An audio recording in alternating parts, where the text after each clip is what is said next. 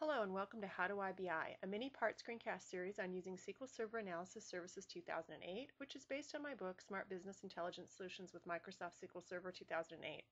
I'm Lynn Langett, Developer Evangelist with Microsoft in Southern California. On this edition, I'm going to talk about implementing a profit chart and understanding the classification matrix output in BIDS when you're evaluating data mining models. Before we go to the screencast, I'll talk about the FAQs and gotchas, and these are going to be similar to the FAQs and gotchas around lift charts, which is the screencast that comes previous to this one. So as with lift charts, when you're working with profit charts, you can specify holdout data when you create a mining model.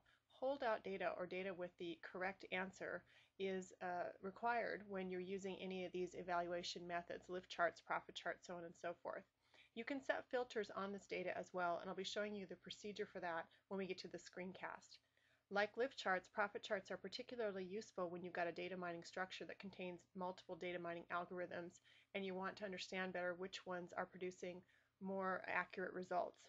The classification matrix is an additional tab inside of BIDS that allows you to see from a detailed fashion how the prediction is working.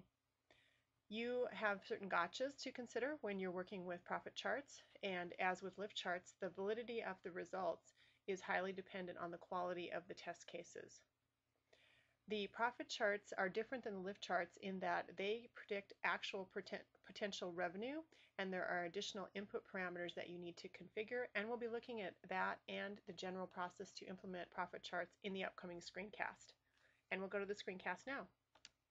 Screencast, we'll take a look at the procedure and process for implementing a profit chart to better evaluate the effectiveness of one or more data mining model outputs in BIDS. In order to do that, I've opened BIDS and I've loaded the sample AdventureWorks DW, and then I've opened the sample the sample structure, which is called targeted mailing, which includes 4 mining models. It's a good one to use when we're trying to understand evaluative processes. One of the challenges with using a profit chart is actually finding where it is in the interface. It's not intuitive, and that's one of the reasons I wanted to make this particular screencast. So you can see in this mining structure we have 4 different mining models: decision trees, clustering, naive Bayes, and a neural net.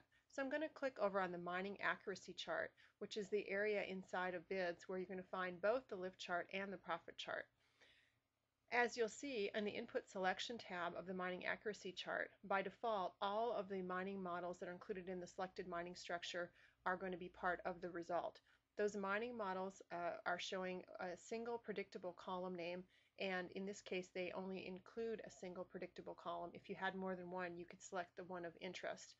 Also, by default, the predicted value includes all possible states. Now, for our situation, the source data is around bicycle purchasing, so the predicted value range is from 0 to 1, in other words, purchased a bike or didn't purchase a bike. In our first pass here, we'll just leave it at all possible states, and then we'll adjust that going forward. In order for a profit chart to produce a result, there has to be some data associated with the mining models that has the known or correct answer. And there's 2 ways to get this information. You can actually hold out data when you are creating your mining structure, mining models, and I demonstrated that in the screencast on lift charts that's done through the mining structure creation wizard. Or you can specify a data set that you have stored on your data source. If I just try to attempt to run a profit chart at this point, which is actually contained in the lift chart tab, I'll actually get an error, and I'll explain the error. What it says is the predictable column has not been mapped. Open the column mapping editor and connect a column in the input table to the bike buyer mining structure column. So we need to use the data that is going to be used for comparison by clicking on the build button, and then we need to select a case table, and we're going to select a view here, V targeted mail, and click OK, and then we'll open up our targeted mailing so we can see the mappings, and we'll see that the column mappings have been automatically generated based on name. And if we wanted to make any adjustments, we'd simply right click and then click on the Modify Connections menu, which would open the Modify Mapping dialog box where we could adjust any of the column mappings if we want to do that, but we don't for this case. We'll click Close. And now we're ready to render our first profit chart. In order to do that, we click on the Lift Chart button, and it will render the lift chart, which we're just going to let render because I guess we can cancel out of that. And we'll go back to the lift chart. We have to finish letting it render. and then we'll change the chart type to profit chart as soon as the lift chart renders, which is a little bit clunky in the interface, but that's the way that you access the profit chart. So I'm letting this thing render, and once this is completing here, then on the chart type I'm going to click on profit chart, and notice that the dialog box with profit chart settings opens, and this is a really important dialog box to get meaningful results out of the profit chart. What this is showing you is for a population of a certain size, and the default is 50,000, for a fixed cost of 5,000, an individual cost of 3,000, there will be a revenue of $15 per individual, or 15 units per individual, and you can adjust any of these as your business case requires so that the output can be more meaningful. These are the defaults, and then I'm going to click OK. And now what's going to happen is our chart is going to re-render, and we're going to see both a visual and a statistical output that shows us what's the estimated profit by using the results of the particular data mining models, which contain the algorithms that we've selected. And you can see that we've got profit going up over here and the population going across, and real easy to see that our most effective data mining model for this particular case is decision trees. It's up at the top. If we wanted to see more detail, we would just drag the mining legend out so we could read it more easily, and we would see that there is the estimated profit based on our input value, so $237,000, and the probability of that profit is 74%. So I'm going to go ahead and put this back over here so we can make some adjustments now to our input values and see how that affects our chart.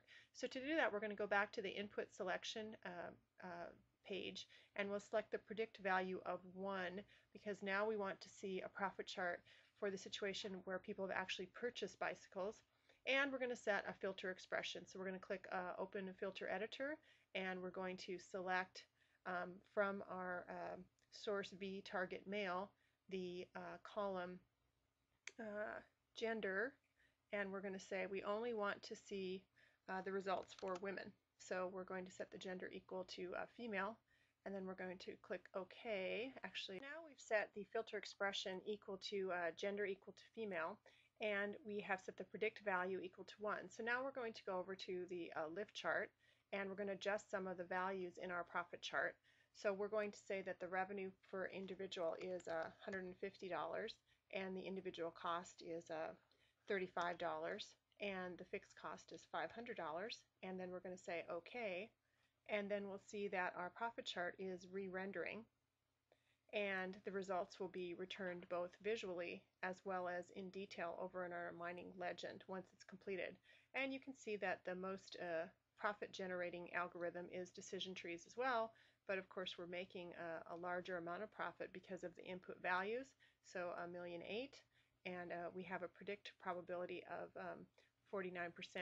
Interestingly, a different algorithm, Nave Bayes, is showing us a smaller profit, 1,000,005, but has a higher predict probability, and neural net has even a higher predict probability. So there are a number of variables for you to take a look at when you're using both profit and lift charts to evaluate your results.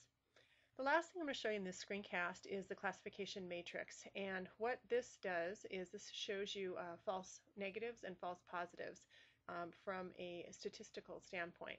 So once this renders, it'll show you a series of grids, and it's pretty self-explanatory. You can see, for example, for decision trees, for bike buyers, for the predicted values of 0 and 1, we have the actual counts for 0 and 1, and it does explain up at the top exactly what it's doing. Columns of the classification matrices correspond to the actual values, the rows correspond to the predicted values, and these are the counts. So you can review this information in detail to help you to understand which of your mining models are most effective in predicting accurate results. So you can take a look at this and see decision trees results versus clustering results versus the other results that are included here. So these tools, in combination with the lift chart and the tool that I'm going to talk about in the next screencast, the cross-validation tool, help you to evaluate the effectiveness of your particular mining model. Thank you.